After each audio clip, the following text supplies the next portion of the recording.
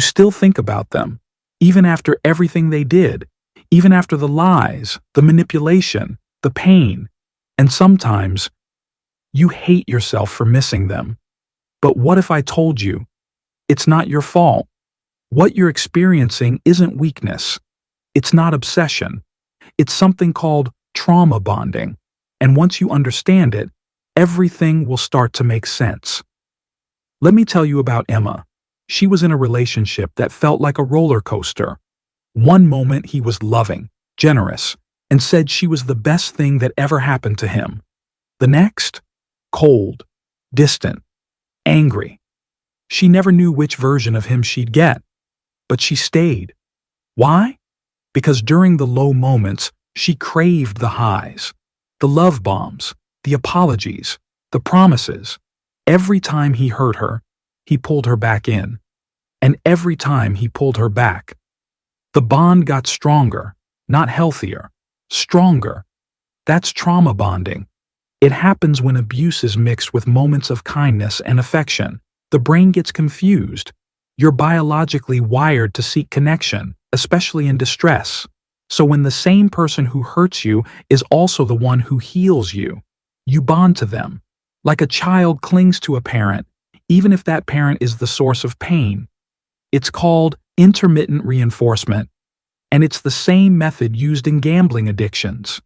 You never know when you'll get the reward. So, you keep coming back, even if it costs you your peace, your sanity, your self-worth. Here's what's happening in your brain. Every time they hurt you, your stress hormones spike. Cortisol, adrenaline. Your body goes into survival mode. Then, when they comfort you, dopamine is released. You feel relief, warmth, safety. This pattern becomes a loop, and your brain, without your permission, links that person to both pain and safety. It's toxic, but it's powerful. So when they're gone, you don't just miss them. You miss the cycle. You miss the emotional highs. You miss the validation. You miss the, maybe this time it'll be different. It's not about love. It's about addiction. An emotional addiction rooted in trauma. Here are 3 signs you're trauma bonded. You justify or minimize their abusive behavior. You feel empty or anxious without them, even though you know they hurt you. You feel guilty for thinking about leaving them. Let's be clear, this isn't about being stupid. It's about being human. Your brain did what it had to do to survive that relationship, and now it's trying to protect you from loss, even if that loss is a blessing in disguise. So yes, you might miss them. You might cry. You might want to go back. But none of that means you should. Because what you're craving isn't real love. It's relief from emotional withdrawal. To heal from trauma bonding, you need 3 things: distance, awareness, self-compassion. Distance breaks the loop. Awareness keeps you from romanticizing the past. And self-compassion, that's the hardest part, because it means forgiving yourself, not for what you did, but for what you didn't know.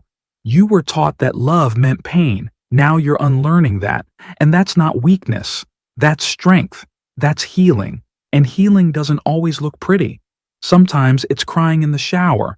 Sometimes it's blocking them. Again.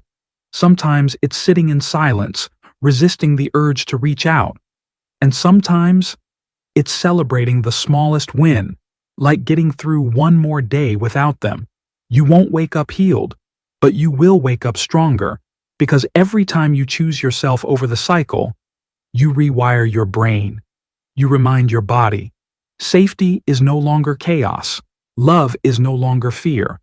And even if no one told you this before, let me tell you now, you are worthy of a love that doesn't hurt.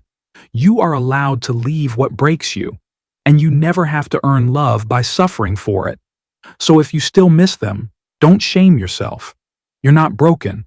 You're healing. This ache, it's part of the process. Let it remind you not of what you lost, but of what you're reclaiming. You, your peace, your voice, your life.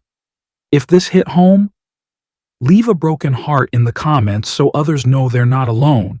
And share this with someone who needs to hear it, because healing begins with understanding.